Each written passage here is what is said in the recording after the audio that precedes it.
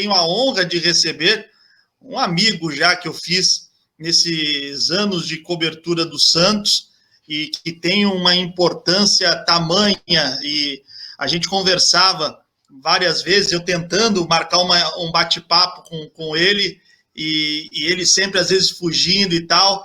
Aí eu acho que a gente estava esperando o momento certo, né, Clodoaldo? Que era os 50 anos do Tri Mundial. Poxa, obrigado por essa moral, com essa taça linda e com essa camisa aí que fez história. Legal, Felipe. Uma honra muito grande participar do teu programa.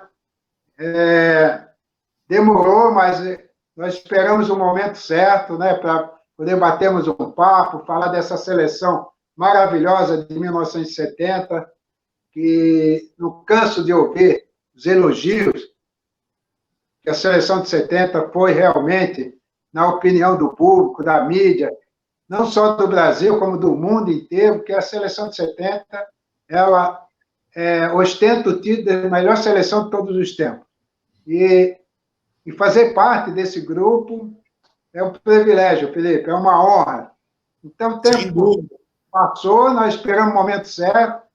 Estou lhe apresentando aqui a camisa 5, com o meu nome, presente do presidente Rogério Caboclo, e a taça.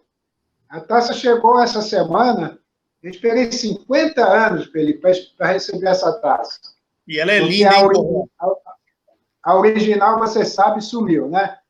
Sim. Foi derretida, e isso foi uma surpresa maravilhosa que o presidente Rogério Caboclo fez aos campeões de 70, e além da taça, eu já comentei em off com você, ele nomeou todos os campeões de 70, talvez venha para 58 ou 52, como os verdadeiros embaixadores do futebol. E você foi nomeado o representante, o primeiro representante desses embaixadores, é isso? O Caboclo deu essa moral para você. Sim, é uma honra para mim. Isso foi assim uma surpresa, né? Porque me emocionei na época. Você sabe que eu sou muito emotivo, você imagina, você quase 11 horas da noite recebeu um telefonema e, de repente, é o presidente da CBF para dar as boas notícias, né? E perguntou da taça, falei que foi um presente maravilhoso, falou que já tinha encaminhado para todos os campeões do mundo, isso foi uma surpresa. Depois falou do meu projeto, que tinha sido aprovado, que nós já comentamos também em off, e além disso, a nomeação, o reconhecimento dessa... nomeando os atletas de 70, e é bem provável que atinja também 58 e 62, no meu projeto, eles estão inseridos também nessa proposta. Então, foi um momento assim, de muita emoção, ao saber que ele próprio, o presidente Rogério, me nomeava assim, representante da seleção dos embaixadores do futebol. Isso realmente foi magnífico. É uma missão muito, muito honrosa, né, Felipe? Sem dúvida, Corró, sem dúvida. Mas me fala um pouquinho sobre esse projeto que você entregou ao Caboclo, teve a aprovação desse projeto, algumas coisas ainda estão sendo discutidas. Conta pra gente o que foi aprovado, o que é o seu projeto. Então, Felipe, tudo começou nessa reunião que eu estive na sede da CBF, a convite do Walter Feldman, do secretário, e do Rogério Caboclo. E nesta reunião foi o lançamento da estátua do Pelé no museu. Coisa maravilhosa. Essa estátua você vai ter a oportunidade de visitar, é algo assim fantástico. E nessa oportunidade, eu, conversando com o presidente, eu pedi alguns minutos da atenção do presidente para que pudesse falar de algumas situações que nós já vivemos e que essas situações, infelizmente, são tristes, que marcam a história de ex-atletas que já defenderam a seleção brasileira e que passaram, estão passando por muitas e muitas dificuldades. Então, o meu projeto foi nesse sentido. E a primeira conversa, para dar exemplo para ele, eu pedi que coisas como essa que aconteceu recentemente com o nosso ídolo Manga, que estava vivendo no Uruguai e que não tinha situação nem de manter o seu próprio sustento. Então, esse exemplo, como de outros que eu levei a conhecimento, que são muitos, viu, Felipe? Não são poucos, mas que, infelizmente, não tem esse reconhecimento, não vem a conhecimento também do público, da mídia, mas, de pronto, ele me atendeu, colocou todo o departamento jurídico para conversar comigo a respeito de que forma poderia ser feito esse projeto. E, ao longo desses 3 meses que nós estamos aí de isolamento, eu não tive mais contato, estava aguardando um posicionamento, sabia que algo estava para sair desse meu projeto, mas ele fez questão de me telefonar e falar que o meu projeto foi aprovado. Então, bom... Não vai se emocionar. Calma, segura. Tá bom. Puxa vida. Não, acontece, mas esse... Normal. Normal. Não, mas normal. É porque você está conseguindo ajudar uma série de profissionais que contribuíram para a seleção, e eu acho que está na hora da CBF, graças ao seu projeto, conseguir, de outra forma, retribuir tudo que foi prestado. E já foi feito, viu? Já foi encaminhado para todos os campeões um contrato que está sendo elaborado pela CBF, e dentro de... Acredito que até o final do mês todos estejam recebendo. E claro que é uma coisa individual, aquele que entender que pode ser uma coisa boa para todos, mas eu me sinto orgulhoso e honrado de ter tomado essa iniciativa. Desculpa aí pela emoção, mas é um assunto que mexe muito com a minha emoção, e recentemente eu vi alguns vídeos assim que foi publicado de situações de campeões do mundo até, em situações difíceis, viu, Felipe? Então, foi em cima dessas coisas que nós temos conhecimento, que foi feito esse projeto. E eu fico feliz de que o presidente e toda a direção da CBF aprovou, e é uma coisa maravilhosa, sabe? Não vai enriquecer ninguém, não vai deixar também ninguém mais rico ou mais pobre, mas é algo que eu acho que já poderia ter sido feito já há muito tempo, para que evitássemos todas as situações que foram criadas com os seus ídolos, que eu chamo os heróis, né, da pátria. E foi com essa proposta que eu levei ao presidente Caboclo. Então, em suma, a CBF vai, através de um acordo que vai ser firmado com cada jogador, a princípio é só aqueles campeões da Copa de 70, mas deve ser estendido a 58, 62, você disse. Vai ter uma espécie de ajuda de custo, uma remuneração vitalícia, é isso? Sim, de licença de imagem, isso aí. Entendi. Inclusive, é algo que já existe no Santos com alguns jogadores, inclusive eu fiz parte desse projeto também na época. Bacana. Que foi incluso Coutinho, Dorval, Mengalvio, Pepe, e o último que foi agora não, já tem 1 ano ou 2, o Edu também está nesse projeto do Santos Futebol Clube. Tanto no Santos quanto na seleção tem uma idade, a partir de idade X, que a pessoa passa a ter esse direito, ou não exatamente? Olha, eu acredito que, nem sei se foi pensado nisso, mas como todos nós estamos fazendo 50 anos da Copa de 70, acredito que a maioria já esteja todos acima de 70 anos. Perfeito, perfeito. Então, pode ser que o departamento, a CBF, tenha pensado algo nesse sentido, mas você sabe que só da Copa de 50 já se foram 50 anos que estamos comemorando, que comemoramos agora no dia 21 de junho. Exato. Então, está todo mundo já meio velhinho, né? Mas é bacana. Talvez essa minha pergunta ela passe a ser mais pertinente, talvez, se nós começarmos a pensar do pessoal de 94, por exemplo, que daqui a pouco vai também... Isso com certeza virá depois, né, Felipe? Sem dúvida, com certeza. Sem dúvida.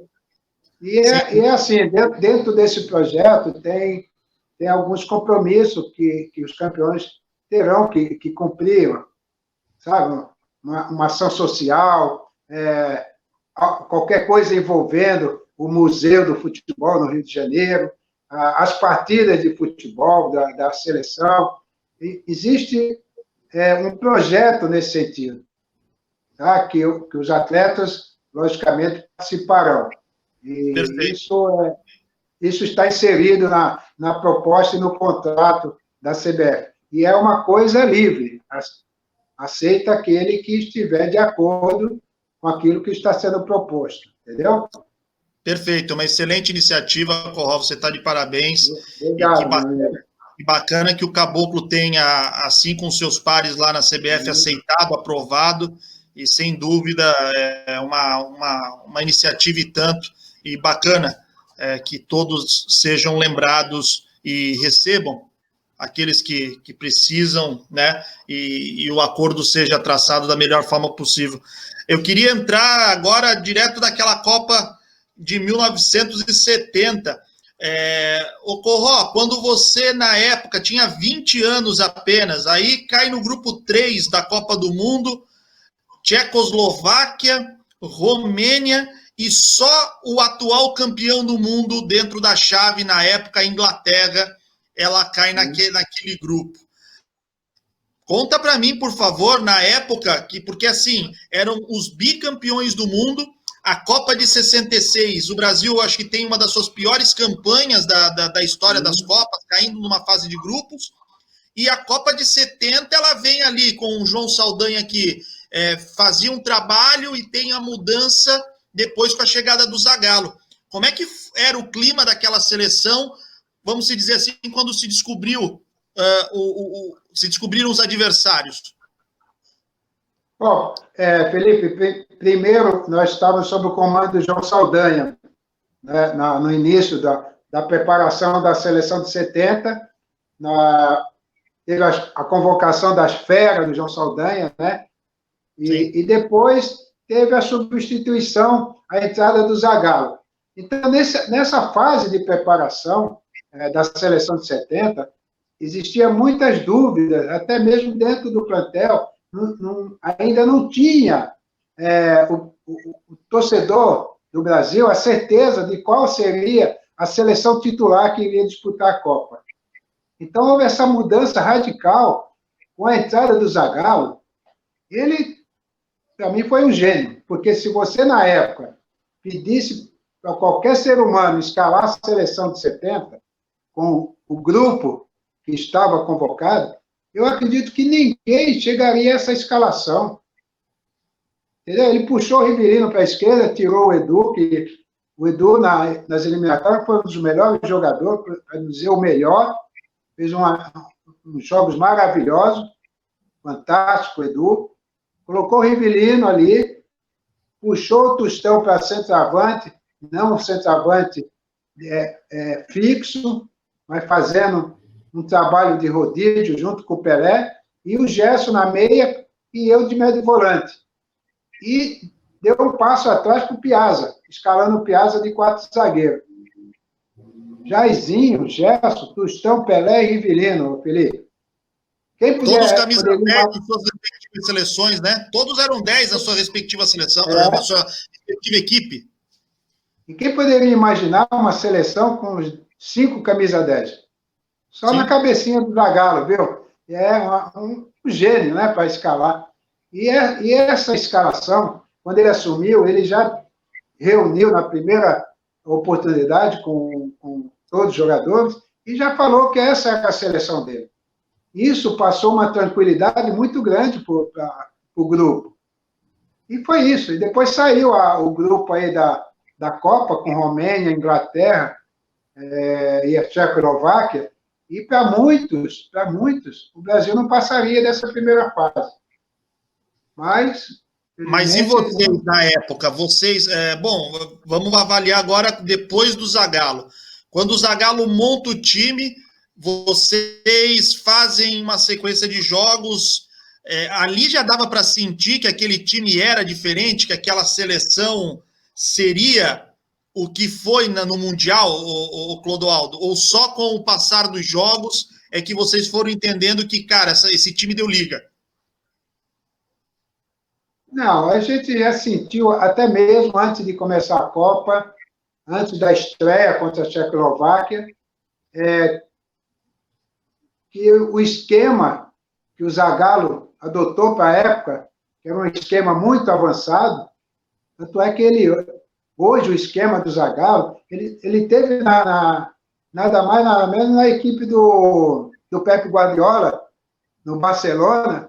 O esquema do Pep Guardiola, ele copiou a escalação, a maneira da seleção jogar de 70.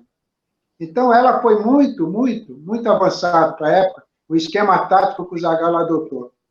Então, o primeiro jogo nós estreamos contra a Tchecoslováquia saiu na frente, com 1-0, mas isso eu acho que não abalou a seleção. Apesar de ser o primeiro jogo, nós reagimos, viramos o jogo, empatamos 1-1, 2-1, 3-1, e fizemos 4 gols e dominamos amplamente a partida. Aí depois fomos para a sequência contra os campeões do mundo da Inglaterra.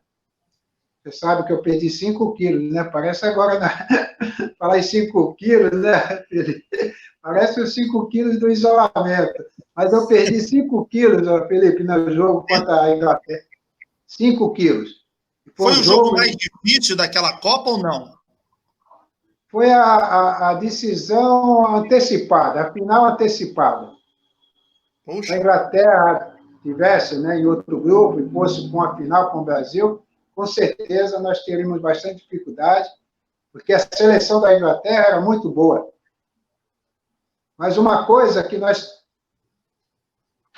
nos preparamos para essa Copa, viu, Felipe, foi na condição física.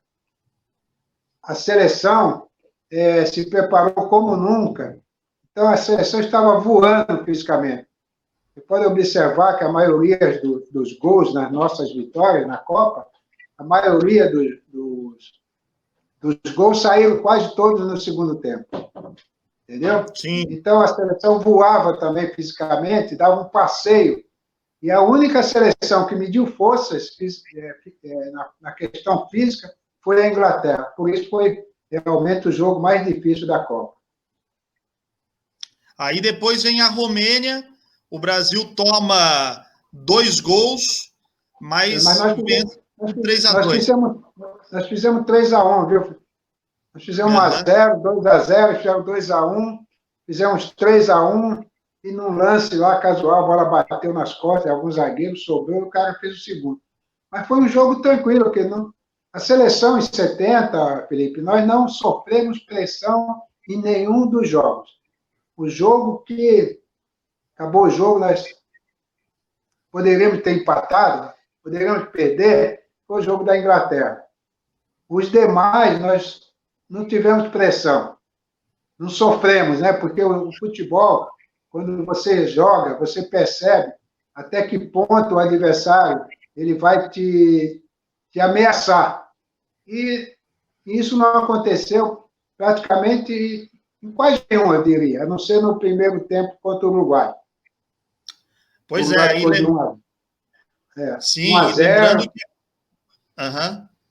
Não, lembrando que a Copa de 70, ela ainda era de 16 equipes, né? Então você tinha 4 grupos de 4 e chegavam, não tinha ainda a fase de oitavas de final. Então, a primeira fase, você já chegava nas quartas, que foi quando a seleção brasileira pegou o Peru. E não teve dificuldade quase assim na vitória. Não, né? não, foi tranquilo. Peru foi um jogo tranquilo, apesar da boa qualidade da seleção do Peru. Também, a média da nossa seleção era 3-4, né? Porque o único jogo que fizemos 1-0 só foi contra a Inglaterra. Aí nós passamos, também não sofremos contra o Peru, fizemos um bom jogo. Contra a Romênia, eu joguei de meia, né? Mais à frente um pouquinho, com o Piazza, jogou de volante, com a ausência do Gerson. Então, passamos pelo Peru e depois fomos para o Uruguai. Esse sim tinha aquela pressão, viu, Felipe? Ainda se comentava muito da Copa de 50, do Maracanaço, do Fantasma. Mesmo 20 anos depois, aquilo estava muito vivo, Corró? A pressão existia naquele jogo? Acho que teve muita história, muita conversa. Eu mesmo procurava disfarçar, porque eu estava com 20 anos. Em 50, eu falava que não tinha nascido, mas na realidade eu já tinha nascido, só que eu não tinha completado nenhum ano ainda. Então, mas isso era para despistar um pouco aquela pressão que a imprensa, principalmente do Uruguai, fazia em cima da nossa seleção. Mas isso tinha um efeito, porque o primeiro tempo do Brasil foi complicado. Eu fui empatar o jogo. Você abriu o caminho lá, hein? Empatei o jogo aos 44 minutos do primeiro tempo. E só empatei o jogo, viu, Felipe? Porque o Carlos Alberto e o Gerson, aos 35 minutos, me chamaram e pediram para que eu saísse mais para o jogo, que fosse mais à frente, que o Gerson iria fazer a minha função dentro da seleção, ia ficar como médio volante. E eu, o que eu ia fazer? Uma ordem do capitão, Carlos Alberto, e um pedido do gênio, do Gerson, eu falei, é isso? Vou sair, vou começar a gostar do jogo. E surgiu aquela grande oportunidade que eu tive, né? Recebi a bola do Everaldo, lancei o tostão e saí num arranque, levei 7 segundos para chegar na bola, de onde eu parti, e finalizei e empatei o jogo. E esse gol, viu, Felipe, ao longo desses 50 anos, eu escuto muito falar desse gol, né? E todo mundo, foi um dos gols mais importantes da Copa. E eu só fui entender e compreender isso realmente ao longo dos anos, a importância que teve esse gol para que o Brasil, no segundo tempo, fizesse um dos jogos maravilhosos que fizemos contra o Uruguai. Não deixamos o Uruguai jogar, dominamos. O Uruguai teve, no segundo tempo, uma única oportunidade, entendeu? Fizemos um jogo, teve aquela famosa jogada do Pelé, sim, ele não faz o gol, né? Dá o drible sem a bola e chuta, e ela caprichosamente vai pela linha de fundo. Seria um dos gols mais bonitos da Copa de 70, se ela tivesse entrado, claro.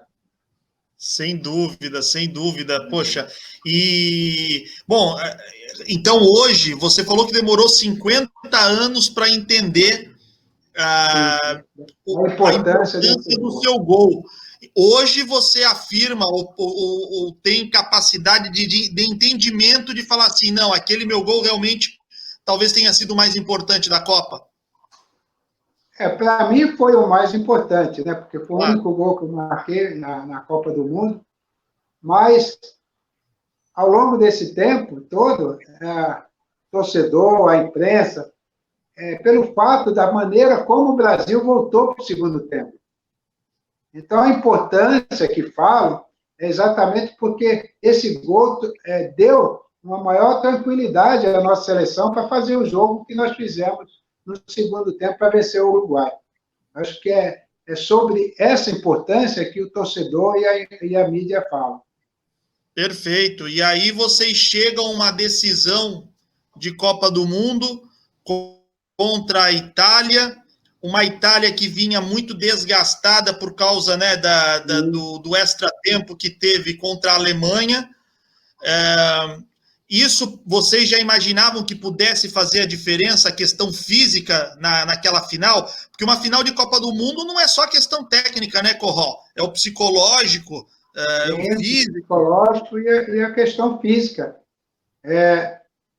Tivemos um trabalho todo especial para jogar contra a Itália, tínhamos conhecimento desse desgaste físico, mas já era normal da nossa seleção cansar o nosso toque de bola, um jogo envolvente, que hoje, no futebol moderno, chama-se posse de bola. Imagina, né? A seleção de 70, se você prestar atenção, o Félix não bateu um tiro de meta. Sequer. Eu fiquei observando agora um VT dos jogos, e isso me chamou muita atenção. O Félix só saía jogando dentro da área. Quando era bola parada, ele tocava também com o pé, não rifava uma bola. Então, coisa incrível. Então, tudo isso aconteceu de um planejamento de jogo contra a Itália. Nossa seleção já tinha esse domínio da bola, já era normal a gente ficar com o domínio da bola, mas contra a Itália, nós pensamos muito nesse sentido de desgastar mais a Itália para o segundo tempo. Fizemos 1-0, né, fizemos um bom jogo no primeiro tempo, estávamos absoluto no jogo, tivemos uma oportunidade até de ampliar o placar já no primeiro tempo.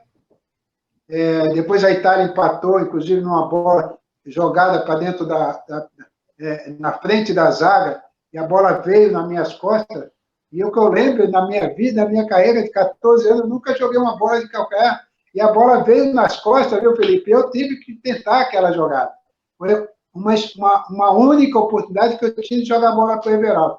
Mas o jogador da Itália, eu não lembro agora o nome, ele já tinha percebido que a bola iria passar. Tanto é que ele está nas minhas costas e já sola na hora que eu toquei na bola, depois divide com o Félix, e a Itália aí empata o jogo. Mas eu diria o seguinte, que teve um reconhecimento muito grande do grupo de que esse gol não mexeu com a nossa qualidade de voltar para o segundo tempo e fazer o segundo tempo maravilhoso que fizemos.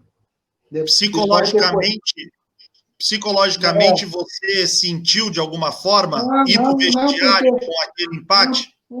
Não, porque aquilo que eu falei, a bola, quando veio, uma bola alçada que eu lancei para o Brito me devolveu, e ela estava escorregadia e ela iria passar. Se eu deixo, talvez ele sairia com mais tranquilidade. Não, mexeu com o pessoal na hora, lá, falou, vamos lá, e tocamos o barco, né?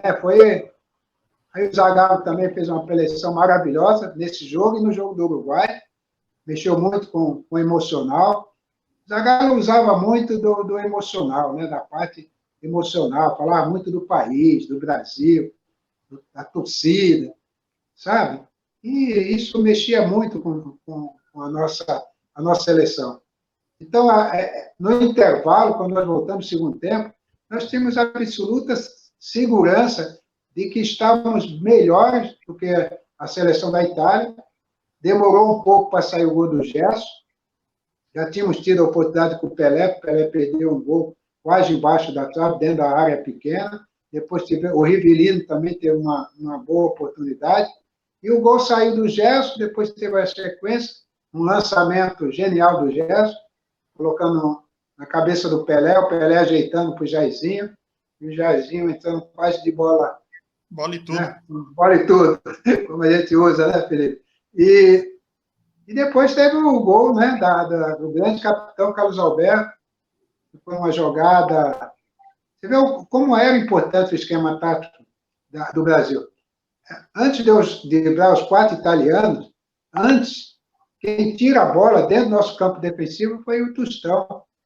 Você vê como essa seleção rodava, né? Ocupava todos os espaços de campo. O Tostão vem, rouba a bola, dá para o Pelé dá para o Gerson passa para mim, eu faço aqueles, podia chamar de balé, né? Ou umas pedaladas do meu amigo Robinho, dou umas pedaladas, driblando 4 italianos, passo para o Rivellino lança o Jairzinho deslocado pela esquerda, aí dá para o Pelé rola para o Carlos Alberto, com a ajuda do Morrinho ainda, o Capita consagra o resultado final. Muito importante você observar, eu até chamo que essa jogada, quando eu faço os dribles, eu estou pintando o mapa do Brasil, viu? Foi uma coisa assim, linda, assim, porque a jogada, depois de muito tempo também, eu fiquei imaginando em algo que aconteceu naquele momento. E o que me chegou assim na minha cabeça foi que aquela jogada, mais a sequência, Jair, Pelé, Carlos Alberto, que ali nós desenhamos o mapa do Brasil, né, com a grande conquista que foi a conquista do Mundial de 70. E eu falo que a seleção de 70, viu, Felipe? Ela foi o grande espetáculo do planeta Terra. Ela realmente foi fantástica. Eu acho também que foi a melhor seleção de todos os tempos, sem dúvida. Mas uma pergunta até para... como se fosse um advogado do diabo, porque falam muito, claro, se for falar de título, a de 70 tem o título e tem, essa seleção fantástica. Fala-se muito da de 82. Tecnicamente, a de 82 jogava parecido, não parecido, mas era tão talentosa quanto a de 70, ou você acha ainda que a de 70 era melhor que aquela de 82, Corró? Felipe, eu não gosto de fazer comparações. Eu acho que a seleção de 82 ela foi fantástica. Se você pegar todos os jogadores, de Éder, Careca, Serginho, Falcão, Zico, laterais fantásticos como Leandro, Júnior, acho que estava quem? O Falcão, né, no meio campo. As outras seleções também, nós não podemos esquecer a seleção de Romário e Bebeto, Rivaldo, Ronaldinho Gaúcho, Ronaldo Fenômeno. Então, nós tivemos seleções que ganharam o título, e a única de 82 que não venceu, mas que foi uma seleção fantástica. Eu até já comentei sobre isso, que a seleção de 82, se jogasse com a seleção de 70, seria um jogo muito complicado para a seleção de 70, com certeza, pela grande qualidade da seleção de 82. Agora, como eu também falo, viu, Felipe? Eu falo muito essa questão de comparações, eu não gosto, né? Porque são cada um dentro da sua época, do seu momento, e quando se faz uma comparação com o Pelé, não dá para fazer comparação. E quando fazem comparações com a seleção de 70... também não dá. Eu acho assim, eu uso até o Pelé como início de tudo. Para uma seleção se igualar, para ficar em condições de igualdade com a seleção de 70, tem que surgir um novo Pelé, Felipe. Vai ser difícil. Você já imaginou a seleção de 82 com o Pelé no time? Nossa Senhora, hein? Então, tudo começa por aí. Então, temos que pedir para que surja novamente, né, um novo Pelé. Quem sabe aí no futuro, que surja aqui no país, né, no nosso Brasil. Tomara. E o Santos, que é o grande celeiro de craques, que possa também, quem sabe, ser mais um menino da Vila. Tem algumas pessoas deixando mensagem aqui. A Marta passou aqui dizendo que não tem como não se emocionar ouvindo você contando as histórias e vendo essa camisa e essa taça linda. O Anderson Firmino, jornalista que te entrevistou recentemente com o Ted Sartori, deixando um abraço para você. O Andrés Rueda está aqui também, desejando... Grande Rueda, amigo, um abraço, Rueda. Estou esperando aí, café. Estou esperando. Valeu. O Ayrton Marques está passando por aqui dizendo assim, muito bom falar da Copa de 70 com Clodoaldo, ele cita detalhes que muita gente não percebeu. Falar do seu gol na competição, além dos dribles que executou, e ainda outra lembrança do atleta pelo Santos na década de 80, pelo Paulista, diante do time da Marginal sem número no Morumbi, causando... Clodoaldo não aceitava aquilo, jogo que teve pênalti e desfavor e sua expulsão. Olha a lembrança do torcedor. E o Juari está na Itália, Corró. São 8h20 da noite aqui. Nilton Batata, Ayrton Lira, Juari, Pita e João Paulo, aí, que ataque, hein? Que ataque, ele fala... eu ali, né? E você ali, né? Jogar com o Pita, com o Ayrton Lira, tinha que ter alguém para marcar, né? Meu grande capitão Então, um abraço, saudades, Deus te abençoe, você, grande jogador e grande homem, é o que o Juari deixa de mensagem para ti, Corró. Obrigado, boa sorte para o Juari. Estamos torcendo pelo sucesso dele. Se não me engano, está na Itália, né? Fazendo um trabalho lá de formação de atleta. Parabéns, Juari. E te amo. Você é um cara, você é uma pessoa maravilhosa. Sucesso aí, meu irmão. Você que depois, né, dessa Copa de 70, podemos dizer assim, que liderou uma geração do Santos, né, a partir daquela Copa também, né? Embora você muito novo, mas, por exemplo, na geração do Juari, você já era um dos principais, mais experientes, podemos dizer, daquele elenco, né, Corró? Sim, porque eu em 78 estava com 28 anos de idade. Juari devia estar com seus 20, 21.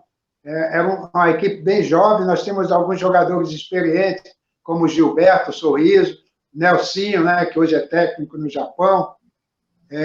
Tínhamos Joãozinho, Neto. Temos um time mesclado de jogadores experientes com as promessas que surgiram, né, como Juari, João Paulo, Nito Batata, Pita,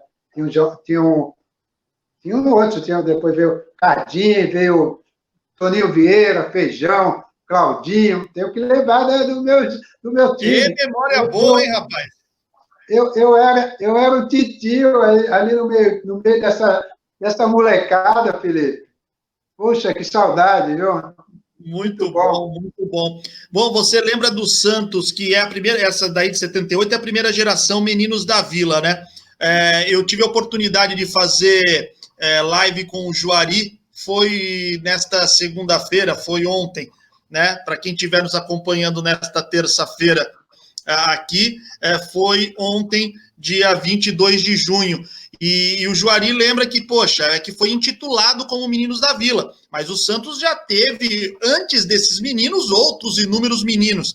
Para se ter uma ideia, na Copa de 70, que é o nosso principal foco aqui, né, Corró? Foram 5 jogadores cedidos para a Copa do Mundo do Santos. O Santos foi o principal time a ceder jogadores para a Copa, fora os que foram cortados, não é isso?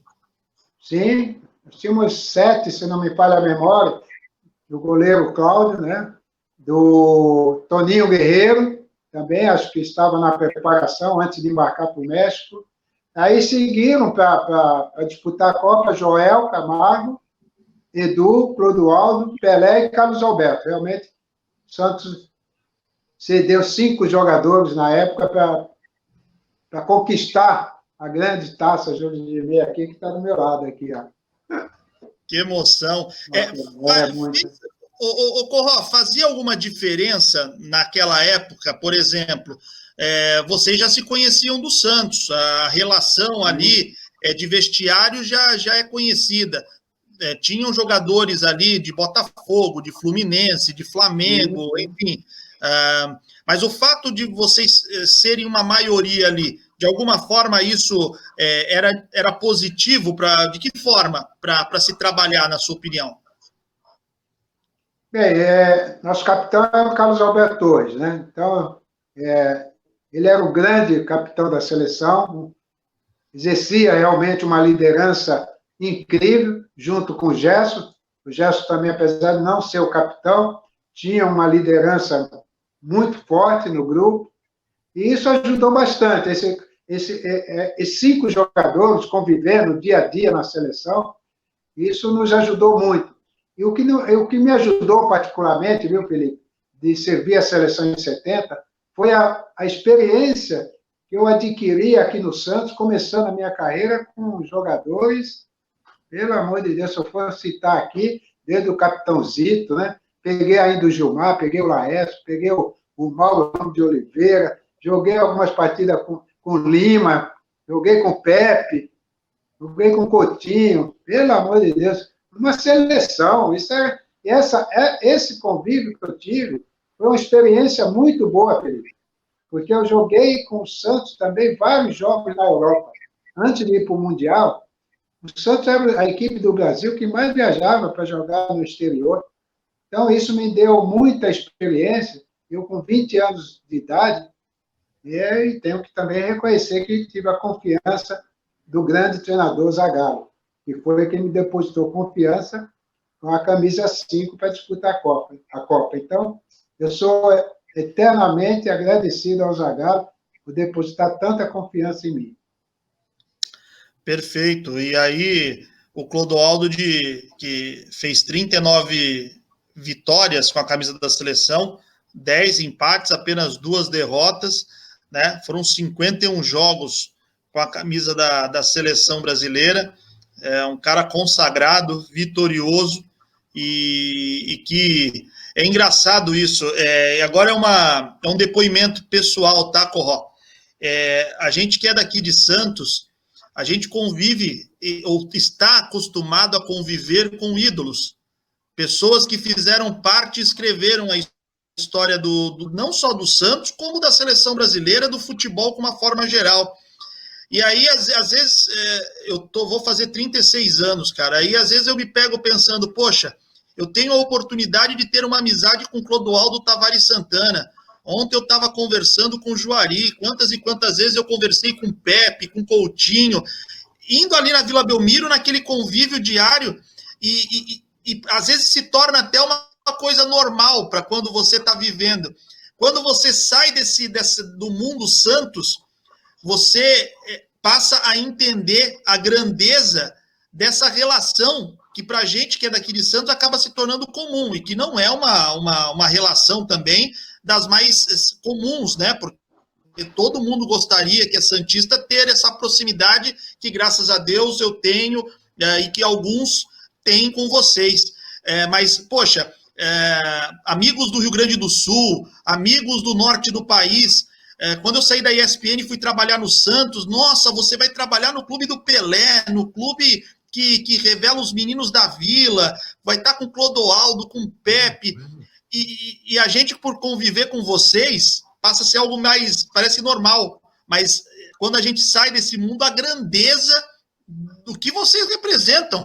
Você tem essa dimensão, Corró, de grandeza, né? Eu sei que você é de uma humildade tamanha, mas dá para ter essa percepção do que você representa para o futebol, não só para o Santos, quando você às vezes está em ambientes com muita gente?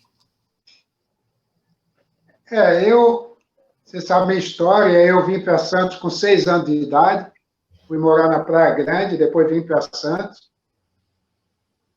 radiquei aqui, comecei toda a minha carreira aqui, trabalhei antes de começar a jogar futebol, então eu me criei praticamente aqui na cidade de Santos, e Santos foi um dia a minha casa, né, o clube que me acolheu. Então, eu acho que essa questão dos jogadores que jogaram no Santos, que permanecem aqui na cidade, é um pouco da história da própria cidade, da maneira como a cidade acolhe aos seus ídolos, né, da maneira carinhosa, sabe? É algo assim muito, muito gratificante. Então, por onde a gente passa, e a gente anda realmente nessa cidade, e é muito bom isso, sabe? De vez em quando você encontra um fã, né, que quer tirar uma foto, quer que te dá um beijo. Tudo isso acontece, né? Tem cara, às vezes, que me segue na rua, aí eu fico achando, pô, será que o cara quer me assaltar? E ele fica me seguindo, viu, Felipe? E, de repente, ele cria coragem de vir falar comigo. Depois de quase uma hora de me seguir, eu vou no café, saio da agência bancária, saio do cartório, e o cara lá me esperando. Eu falei, nossa, e eu falava com meus amigos, será que esse cara está pensando em aprontar alguma coisa? De repente ele cria coragem e me chama para conversar e fala, você é o Clodoaldo, né? Eu falei, sim, sou o Clodoaldo. Ele falou, então, meu nome é Clodoaldo em sua homenagem. Olha! Você imagina a emoção. Eu falei, puxa, mas por que você não falou comigo? Não, eu estava sem jeito. Então, isso já aconteceu muito aqui na cidade de Santos, entendeu?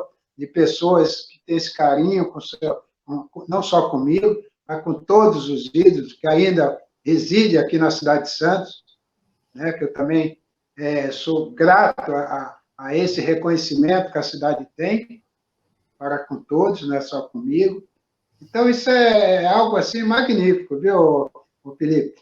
A gente sente muita presença, né, das pessoas, sabe? E a gente acostumou com isso, de andar mesmo. E, afinal de contas, nós somos comuns, né? São pessoas que Claro. temos esse privilégio de ter jogado futebol, mas convivemos aqui na cidade, amamos a cidade de Santos, uma cidade maravilhosa, que criei, me casei, criei família, tenho 2 filhas, tenho um neto, né, que jogou no Santos durante 5 anos, e hoje estuda na Santa Cecília, fazendo educação física, está se formando, e se Deus quiser vai ser, era para ser jogador, né? Não deu certo, vai ser um grande preparador físico, se Deus quiser, o Vitor Tavares Santana. Aí, Felipe. Muito bom, muito bom. Olha, se nós pudéssemos, acho que ficávamos aqui conversando por horas e horas, teria inúmeros assuntos para poder ainda desenvolver contigo, porque eu sei que tem muitas resenhas desse mundo do futebol que você gosta de contar, que eu acho que, quem sabe numa próxima oportunidade, nós estamos quase batendo 1 hora já de conversa, e tá difícil de pegar essa taça e aproximar para a gente ver ela mais de pertinho, Corró? É difícil dessa taça aí, de chegar mais pertinho para a taça da Jules Rimet? Eu vou pegar, então. Ela é pesada? Ela tem o mesmo tamanho e peso da original? Ela é pesada. Que linda, hein? Olha a responsabilidade, viu? Linda, linda mesmo. Muito, muito linda. Então, para ficar para a imagem, um beijo que está circulando por aí. A taça chegou. É uma honra, viu, Felipe? Demorou, mas acho que foi uma data importante, né? No nosso bate-papo. Muito bom falar da seleção. Em outra oportunidade, vamos falar também do nosso querido Santos, né? Que possa desenvolver um projeto aí. Então, é muito, muito bom isso aí. E numa outra oportunidade, vou contar das propostas que eu fiz à CBF, a volta ao futebol com torcida única, e também um projeto de mais patriotismo nas convocações da nossa seleção. O presidente ficou muito emocionado com as propostas que eu fiz, e espero que ele atenda. Quando o futebol voltar, claro, com o público, haverá uma possibilidade, segundo o Caboclo. Isso foi uma proposta minha também, de voltar com torcida única, com números limitados. Claro que isso tudo vai depender da situação que poderá estar avançando ou não, diminuindo a situação da pandemia. E as convocações do futebol brasileiro, quando sair, para que o técnico, tá, seja o Tite ou qualquer outro técnico, que olhe com carinho aquele jogador que sonha, como eu sonhei em 70, de jogar pela seleção brasileira. Não deixar de convocar os melhores, claro, né? Neymar e companhia, nossa, isso nem pensar. Mas que possa ter os olhos voltados também para o que está acontecendo no nosso futebol. E que, com certeza, teremos coisas boas. Isso foi também uma proposta que eu fiz ao Caboclo, e, com certeza, quando sair as convocações, ele com certeza vai chamar alguns jogadores que estão atuando no futebol brasileiro.